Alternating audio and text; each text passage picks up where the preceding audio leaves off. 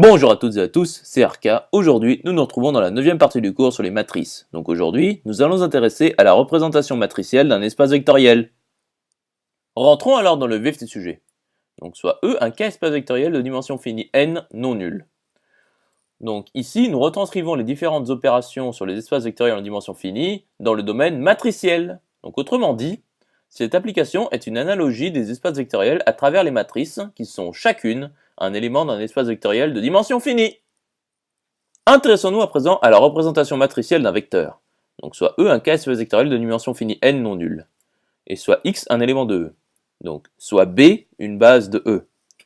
Donc il existe une unique famille de scalaires lambda i telle que X est égal à somme pour i allant de 1 jusqu'à n de lambda i. Donc il s'agit de la représentation dans la base B de X. Donc nous définissons la représentation matricielle de X dans la base B par matrice de X dans la base B, c'est-à-dire MB de X qui est égal à mat B de X qui est égal à somme pour I allant de 1 jusqu'à N de lambda i qui appartient à Mn1K. Donc ici EI est la matrice élémentaire I. Donc l'élément I1 de la matrice de X dans la base B est égal à lambda I. À présent, voyons la représentation matricielle d'une famille de vecteurs. Donc soit E un K-espace vectoriel de dimension finie n non nul, et soit C une famille de vecteurs de E, et soit B une base de E. Donc pour tout j de 1P, il existe une unique famille de scalaires lambda ij telle que xj est égal à la somme pour i allant jusqu'à n des lambda ij EI. Donc nous définissons la représentation matricielle de C dans la base B par matrice de C dans la base B est égale à mat B de C qui est égal à somme pour i allant jusqu'à n de lambda ij EIJ, ce qui appartient à MNPK. Donc ici, EIJ est la matrice élémentaire IJ. Donc le coefficient IJ de la matrice de C dans la base B est égal à lambda IJ. Donc nous notons également la matrice de C dans la base B est égale à la matrice de x1 jusqu'à xp dans la base B. Intéressons-nous maintenant à la représentation matricielle d'une application linéaire. Donc soit E et F, deux cas espaces vectoriels de dimension finie n et p non nuls. Et soit U, une application linéaire de E dans F. Et soit E ronde, une base de E, et F ronde, une base de F. Donc pour tout x de E, il existe une unique famille de scalaires lambda i telle que x est égal à somme pour i allant jusqu'à n de lambda i EI. Et pour tout y f, il existe une unique famille de scalaires mu j telle que y est égal à somme pour j allant jusqu'à m des mu j fj. Donc a fortiori, pour tout i de 1n, il existe une unique famille de scalaires mu ij telle que u de j est égal à somme pour i allant jusqu'à n, jusqu'à m, de mu ij fi. Donc nous définissons la représentation matricielle de u dans les bases E ronde et F ronde par matrice de U de la base E ronde à F ronde est égale à mat de E ronde à F ronde de U qui est égal à somme pour j allant de 1 jusqu'à n de la somme pour i allant de 1 jusqu'à m des mu ij EIJ, ce qui appartient à MMNK. Et EIJ est la matrice élémentaire IJ.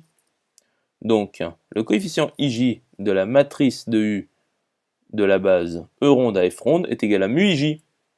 Donc nous notons également la matrice de U de la base E à F est égale à la matrice de U de E ronde dans la base F ronde qui est égale à la matrice de U de E1 jusqu'à U de En de la base E ronde à F ronde. Intéressons-nous maintenant à la représentation matricielle d'une image d'un vecteur par une application linéaire. Donc soit E et F, deux cas espaces vectoriels de dimension finie non nulle n et m. Donc soit U, une application linéaire de E dans F, et soit X, un élément de E.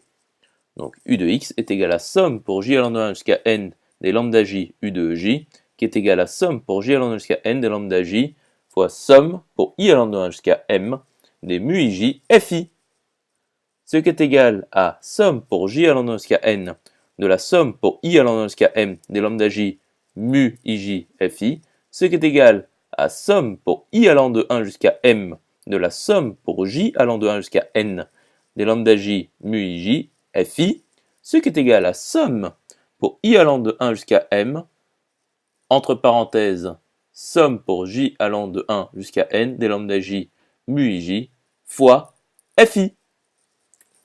Donc nous définissons la matrice de U de x dans la base f ronde par matrice de U de x dans la base f ronde égale somme pour i allant de 1 jusqu'à m de la somme pour j allant de 1 jusqu'à n des lambda j mu ij, le tout facteur de EI1, ce qui appartient à Mn1k.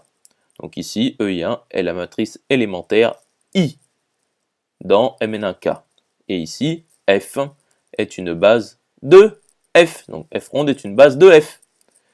Et donc, matrice de U de x dans la base F, c'est-à-dire le coefficient I1 de la matrice de U de x dans la base F, est égal à somme pour k allant de 1 jusqu'à n des lambda k mu ik, ce qui est égal à somme pour k allant de 1 jusqu'à n de mu ik lambda k. Poursuivons l'étude.